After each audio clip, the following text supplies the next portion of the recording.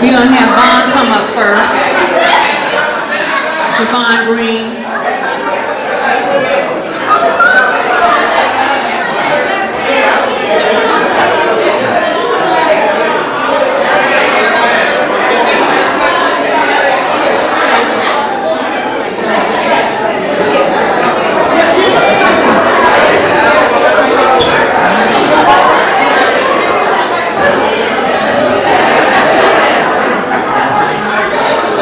Javon on deck.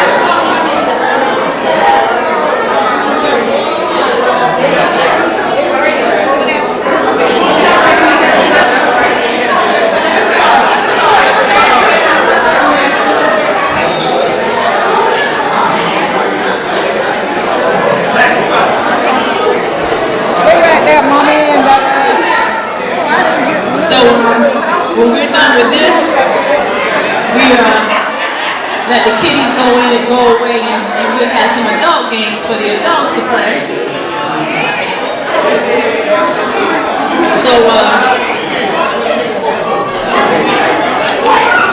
first up, I'm going to have my baby brother, Javon. If I can get everybody's attention.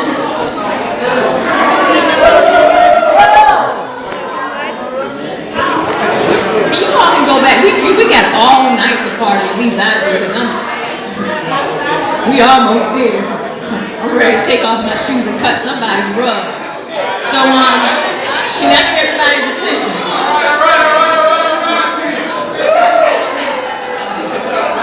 I'm going to bring our baby brother Javon to the mic. Can you get a round of applause for baby brother Javon?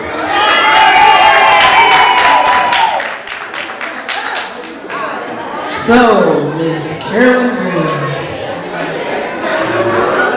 if I could say one thing, first of all, I could say she was always there for me. If it was driving me up to Perry, Georgia for an audition, or waking up early in the morning to take me to school if I missed the bus, she's always there for me. And she's wise too. If you do something stupid or something, she'll set you straight. Don't worry about that.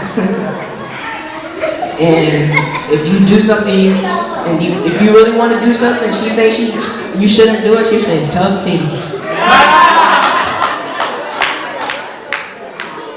And she's also a very, very loving person. That's one thing I can say about my mom. She's very loving and caring. Amen.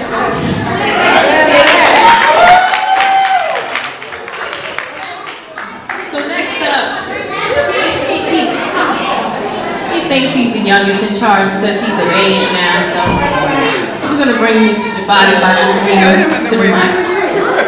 Say a few words. Give him a round of applause, please.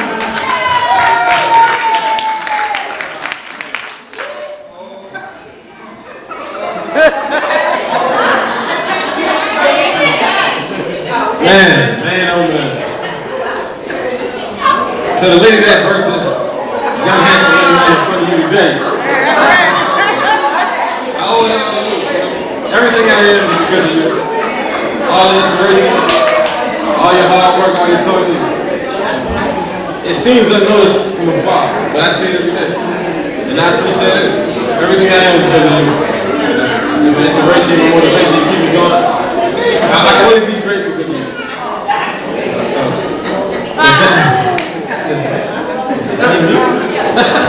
So, happy 60 years, looking like 23, girl.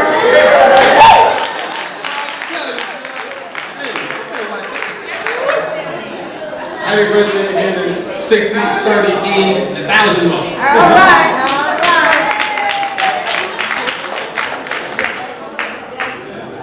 Okay, next, we have this distinguished gentleman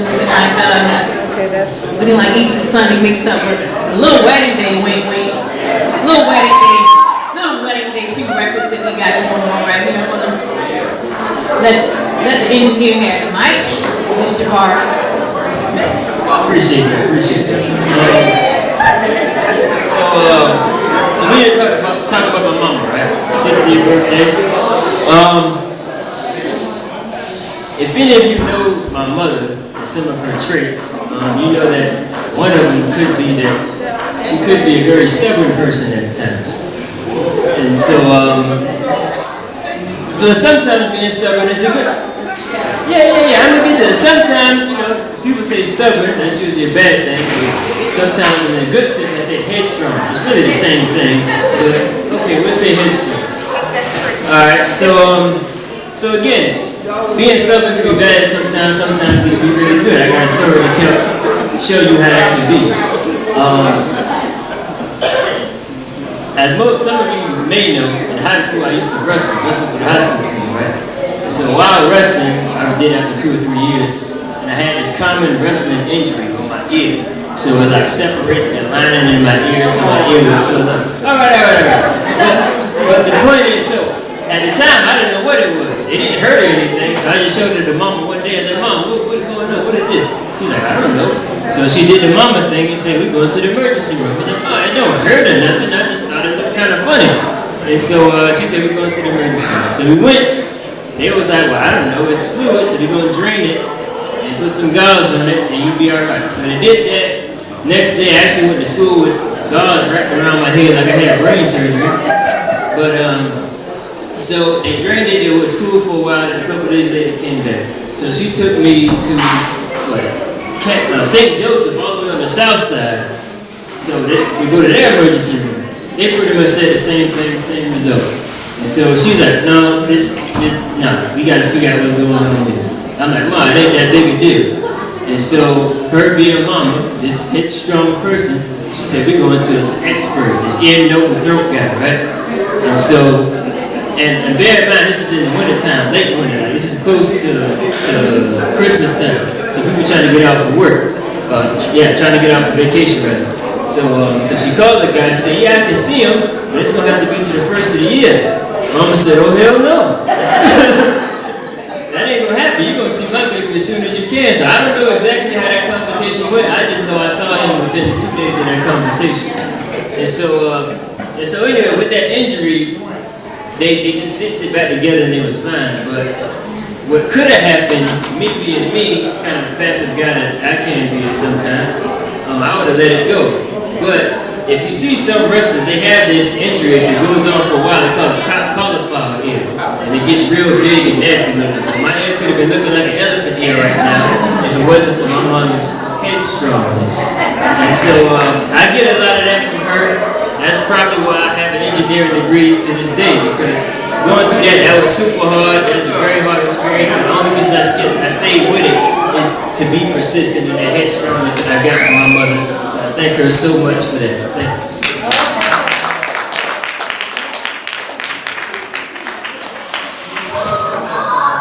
All right, next we're going to have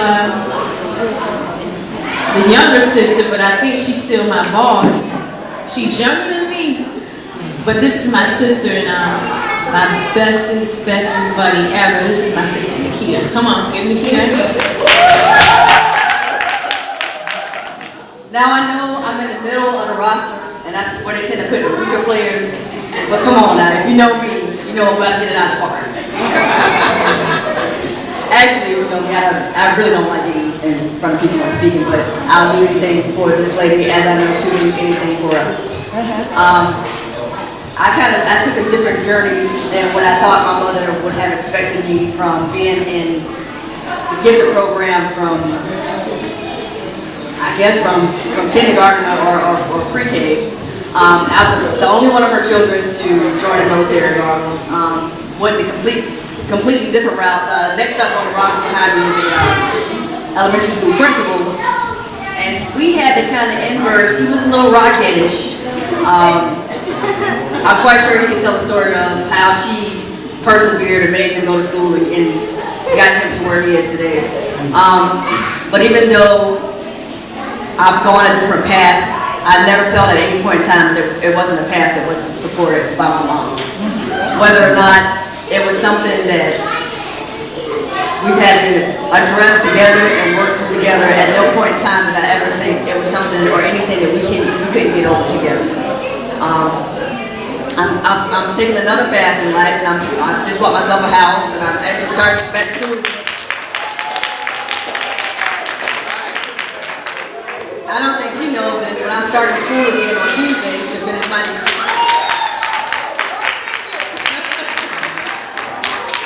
She's been dropping not so subtle hints for a while now, but like that headstrongness, we have to do things in our own time.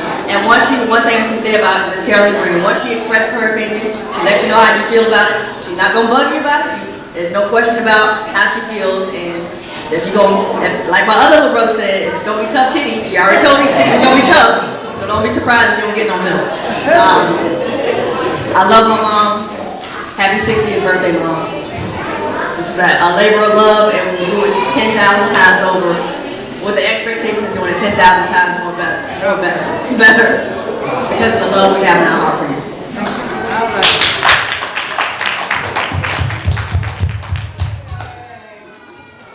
Okay.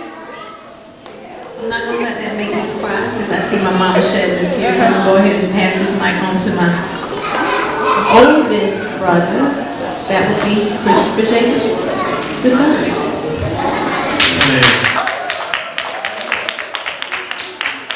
Believe it or not, I'll be extremely brief. I'm used to speaking in front of folks, being on the big stage, but that video got me a little slightly messed up. I sure had to go see my cousin Cindy and tell her the awesome job she did. She did. Again. So I'll be brief by saying, I guess it's known I was the most troublesome of all the kids. Yeah. I'm the one who she had to go to the school from all the time. And her and my granddad had to put together some money to send me to private school so I wouldn't get retained. But I'll just point out the fact that, you know, she's a beautiful woman physically. You know, she's 60 years young this week.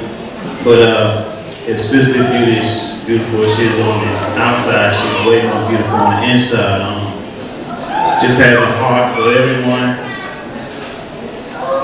Always thinking about other people. You know, the reminders we get to remind each other to love each other and remind us of each other's birthday. And I just think about a lot of times being in the family, you know, a lot of things that's going on that you don't know of your extended family. And I just always think how rough that had to be for you, Mom, to still give everyone all that love. And it's like you encourage everyone else when some of those times you need it for yourself.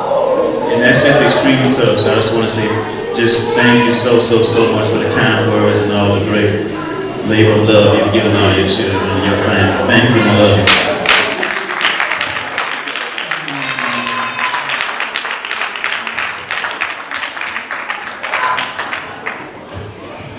Thank you, all my brothers and sisters. I'm going to just. God does not provide a vision without provision.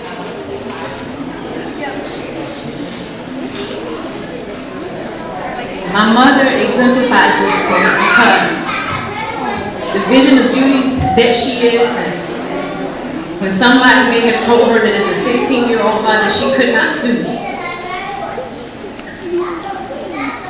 for her to reach back and give back means that God gives her visions, and sometimes she doesn't even know how she's going to make a way, but God always makes a way, and it comes out so much better. And this is what my mother means to me, because see, you started out some kind of way and you ended up like this, which is so much better than you could ever imagine. I want you to have 60 more glorious years, and I wish I could be there with you for the rest of your 60, and I love you so